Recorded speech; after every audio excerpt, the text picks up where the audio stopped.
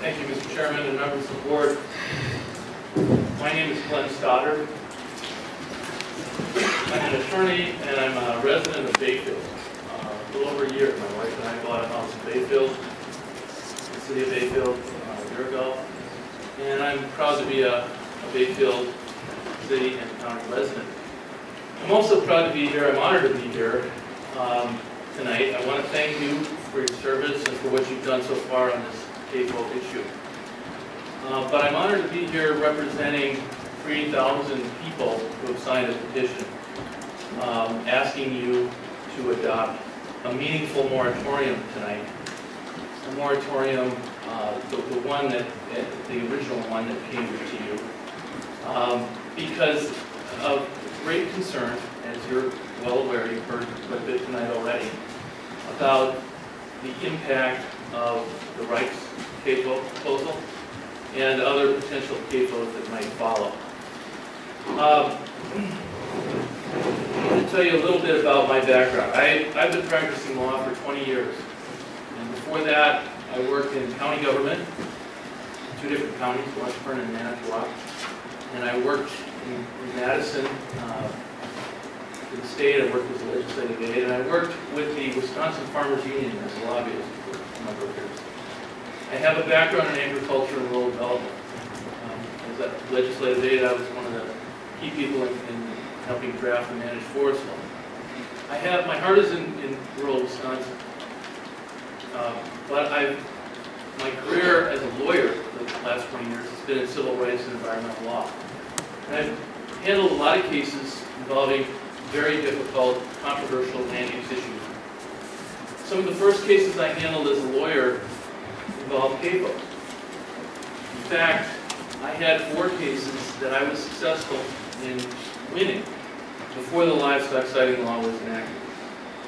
One of those cases was in Manitowoc County. We stopped a 5,000 head feedlot, and the Board of Adjustment there voted 4-3 to deny it. That case went on in court, and my clients, the citizens group, much like the people that I'm here tonight representing, although tonight I'm here pro bono. Back in those days, they were hiring me. I guess maybe I'm not worth it anymore, I don't know. But I'm actually happy to be here, volunteering tonight. That case went to court, and we joined in. We joined in on the side of the county in defending it. And we won. The county won.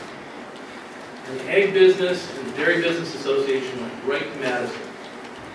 And they passed the livestock sighting law. They didn't get what they initially wanted. What they got was the convoluted law that you have to deal with. So you can blame me in part for that. Because when you're a lawyer and you have some success, there's oftentimes the runaround. And what they did is they tried to preempt your ability to control these things. I've worked with a lot of citizen groups. I've represented a lot of towns around the state. I've worked with counties on a lot of different land use issues, not just K-12. I've been doing a lot of work lately on mining issues, frac sand mining issues. I've worked with tribes on metallic mining issues. In every situation where these kinds of issues come up, this type of thing happens. Believe me, this may be unusual in Bayfield County. In my 20 years of law practice, I've been in a lot of rooms like this. I've seen a lot of deputies. I've seen a lot of people saying, 3 minutes, time to go. And I've seen a lot of people walk out and do what Joe Rose just did. And they're very frustrated because they don't feel they're being represented by the people they've elected to represent them. And so they turn to people like me and they ask me to figure out how to sue their county or their town or the operation that's coming in, or all of the above. But in those communities that have, instead of looking at this kind of thing as a problem that they wish would go away, in those communities that have said, wait a minute, all these people are here because this is the issue. This is the issue. We better make time for this. We better listen to the people, not cut them off. This is what government is for. It's to solve these problems. It's to wrestle with this elephant or this gorilla in the room.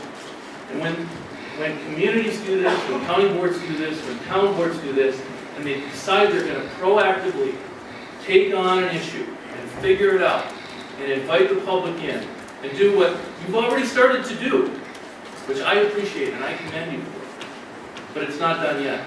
This isn't going to go away. And we need you. We need you to step up and be proactive. We need you to give us some time. We're asking for you, as a board, to preserve the status quo. There's nothing more conservative than that. There's nothing more prudent than that. There's nothing more rational than that. We're not asking you to do anything radical here. Rights is coming in. We really don't know much about rights. They might come in, if they could get a permit, they might sell their operation to somebody else. Then who would you be dealing with? It's an LLC, it's fungible, it can be sold. I've had frac sand companies come in and say, we want to be a good neighbor. And before they even get their permit, it's sold. Everybody that the community was dealing with all of a sudden is gone. And now it's somebody else. And there's all kinds of problems. Now, I was here the other day and I heard Mr. Rohn talking about what they are proposing, 35 jobs. I heard him talk about a lot of hogs. A small city, maybe not even a small city, maybe a medium-sized city with hogs coming into this county. How would you look at this if this was a planned city coming in? Maybe a bunch of tree huggers want to come in and set up their own city. What would you say to that? You know, when studies have been done and people have been asked about their land and their property rights, and they're asked, do you think you ought to be able to do whatever you want with your land? Most people just immediately say, well, yes. But then when you follow that up and you say, do you think your neighbor ought to be able to do whatever they want with their land?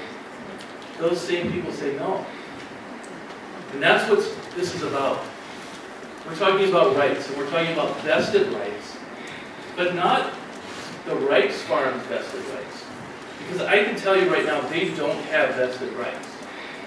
If you pass this moratorium, I will jump on board pro bono, I will work with your council, and I will rally lawyers from Madison and lawyers from around the state, and I will get people on board to put money in to defend Bayfield County. And you can end the acrimony here by taking leadership, stepping up and buying time. And it's the most conservative, cautious, prudent thing you can do. But if you let them come in, and if you play the political game and say, well, they don't have vested rights, so we're going to let this one come in. And then we'll deal with the problems and we'll talk about another. Guess what? The genie's out of the bottle. It's too late. I can tell you right now, you can either step up, Bayfield County can step up and be a leader here and work with the people, or you can be a follower. If you're a follower, we're going to stop this farm anyway.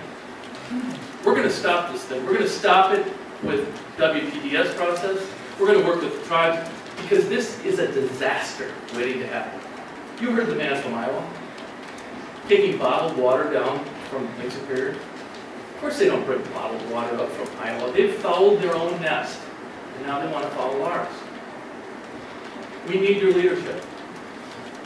We need you to be the elected representatives of the people who live here in Bayfield County that you are. You don't represent rights. We don't even know who they are. We really don't. They've got an LLC. We don't know. You know, 35 jobs, are you going to balance that against what you have here now?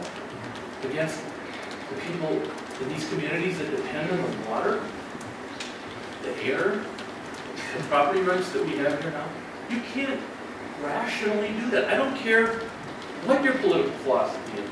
Don't let this become a divide and conquer issue. Don't let this be a wedge issue. Stand up, buy time, be conservative, preserve the status quo, and exercise the authority that you have to the maximum extent that you can under this ridiculous livestock sighting law that you can partly blame me for. But do that. Do that for your constituents. You're not going against agriculture by doing that. And believe me, the family farms that are here, the farms that are here, they're not going to benefit from CAFOs. I've seen it in other parts of the state. Bayfields come in, they take up all the land because they need it for manure spread. They make it impossible for the other farmers to expand even a little bit. This is the most ridiculous proposal if you think about it, if you step back and you think about it. So don't get behind this. Get behind your own constituents. Stand up for the people. Stand up for Bayfield County as an institution of government.